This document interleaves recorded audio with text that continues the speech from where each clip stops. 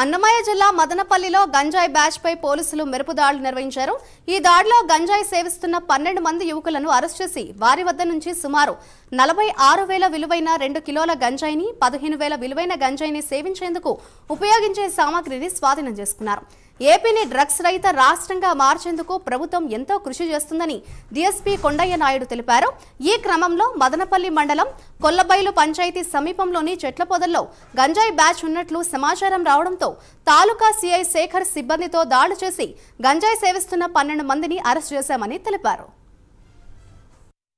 అందరికీ good evening. గంజాయి మన రాష్ట్ర ప్రభుత్వం యొక్క ప్రయారిటీలో భాగంగా డ్రగ్స్ రహిత ఆంధ్రప్రదేశ్ యొక్క స్లోగన్లో భాగంగా ఈ దినము మదనపల్లి పట్టణంలో గంజాయి గురించి నిఘా పెట్టి, గంజాయి తాగే వాళ్ళ గురించి కానీ అమ్మే వాళ్ళ గురించి కానీ నిఘా పెట్టి తిరుగుతుండగా క్రైమ్ పార్టీ మన 2 టౌన్ తాలూకా సిఐ గారు తిరుగుతుండగా కోళ్ళబయలు సమీపంలో 12 మంది యూత్ పిల్లలు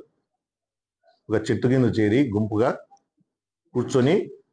గంజాయి సేవిస్తుండగా ఆ వాసనకు రాబడిన సమాచారం మేరకు సిఐ గారు, వారి సిబ్బంది, క్రైమ్ సిబ్బంది అందరూ కలిసి ఎంఆర్ఓ గారి సమక్షంలో, తహసీల్దార్ గారి సమక్షంలో వాళ్ళని పట్టుకొని చుట్టుముట్టి వాళ్ళ దగ్గర ఏముందని పరిశీలించి విచారించగా వాళ్ళ దగ్గర గాంజా పీల్చడానికి ఉపయోగించే సిగరెట్ మాదిరిగా ఉండే ప్లాస్టిక్ పైపులు, తర్వాత గాంజా ఉండి